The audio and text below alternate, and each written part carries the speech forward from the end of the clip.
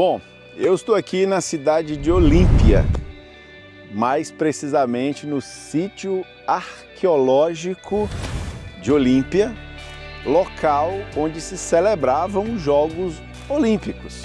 Esse nome se dá por conta dessa região. É a região onde em 776 começaram a praticar e a competir, nos chamados Jogos da Antiguidade. Aqui no começo, essa celebração ela tinha só um dia, era um dia de jogos, de festividades, começou bem tímida, mas depois foi ganhando força. Passaram a ter jogos de 5 dias, depois começaram a vir muitas pessoas e o auge, quando se tinha aqui mais do que 50 mil pessoas, então você tinha jogos de muitos dias. Eles faziam muitas celebrações aqui, corridas aqui no estádio e fizeram uma estrutura muito grande para celebrar a vida dos atletas que competiam e ganhavam nos jogos, Naquela época não se tinha medalhas, os atletas ganhavam uma coroa de louro, Era o louro da vitória. E esses atletas, eles estavam competindo por este prêmio do louro e do reconhecimento, porque eles eram muito respeitados. Os atletas eram quase como superstars.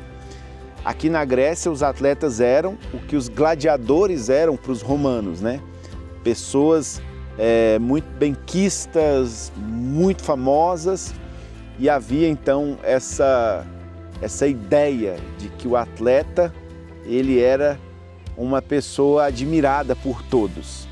Por isso que os jogos nasceram com essa competitividade, eram atletas de altíssima performance. Interessante porque os jogos nasceram ali em 776 a.C. e duraram até o ano 393. E eles foram proibidos pelo então imperador de Roma, o Teodósio. Isso em razão do Teodósio entender que os jogos eles eram uma espécie de celebração, Não só uma celebração humana, aqueles que venciam os jogos, mas também uma celebração dos deuses, já que aqui todos esses monumentos aqui, eles eram altares aos mais diversos deuses, Você tinha deuses como Hermes, Zeus, enfim.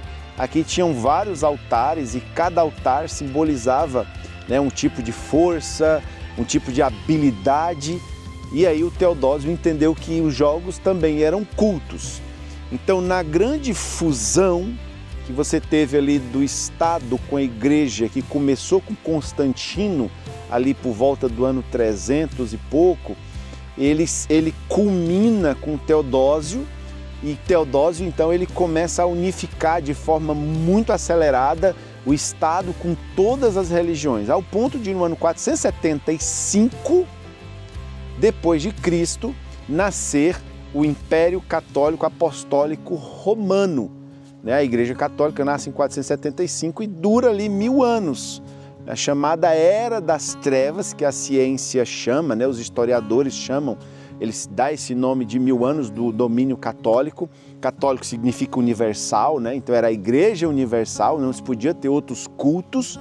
E por conta dessa fusão da religião com o Estado e da fusão de todas as religiões, em exatamente 393, o Teodósio impede os jogos de acontecer. E os jogos, então, eles são extintos até ali o século XIX, quando o Pierre Carbotin, ele escreve Carbotin, mas Carbotin, o Pierre, então ele inaugura os jogos, ele reinaugura os jogos.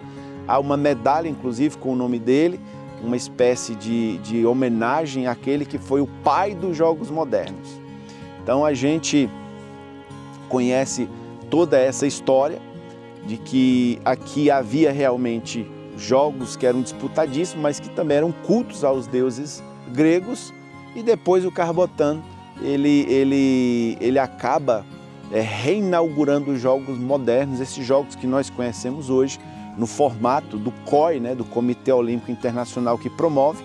Eu já estive lá no Museu do COI, fica em Lausanne, na Suíça.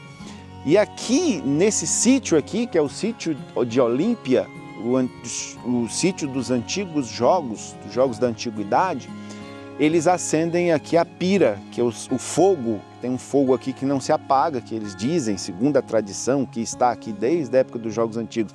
Então, eles acendem essa pira e eles levam esse fogo, né? Não é bem o nosso papel, porque o único fogo que nós entendemos que nunca se apagou é o fogo lá do cenáculo, né? O fogo do Pentecostes. Quando nós vamos a Israel, nós vamos lá no cenáculo. Mas é muito interessante vir aqui também e entender como as histórias elas estão interligadas. Porque Paulo vai falar aos Coríntios sobre os jogos. Corinto fica a 2 horas e 40 minutos daqui.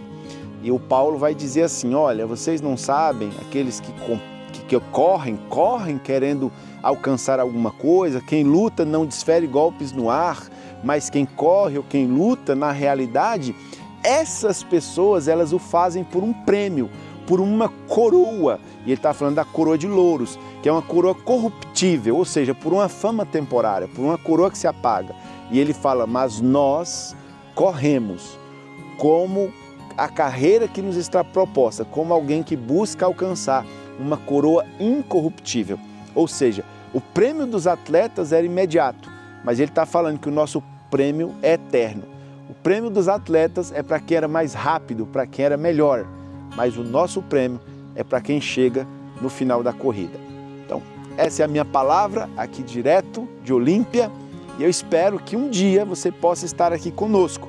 A Abbey Travel faz caravanas regulares aqui para a Grécia e nós visitamos locais como esse, muito importantes para nós, né, que são históricos e bíblicos e arqueológicos, e a gente espera que um dia você possa ter a oportunidade de estar aqui, porque aqui próximo, nosso próximo passeio, vamos estar ali em Corinto, um lugar onde Paulo esteve. Estamos aqui, passamos por Bereia, passamos por Filipos, por todo o interior da Grécia e vamos terminar ali em Atenas, no Areópago, onde ele discutiu com os epicureus e os estoicos, acompanhando os passos do apóstolo Paulo, aprendendo, crescendo, desenvolvendo e sabendo que em todas as coisas o nosso Deus é que nos faz vencedor. Deus abençoe. Como sempre a gente diz, escolha o destino, a Abbey Travel leva você.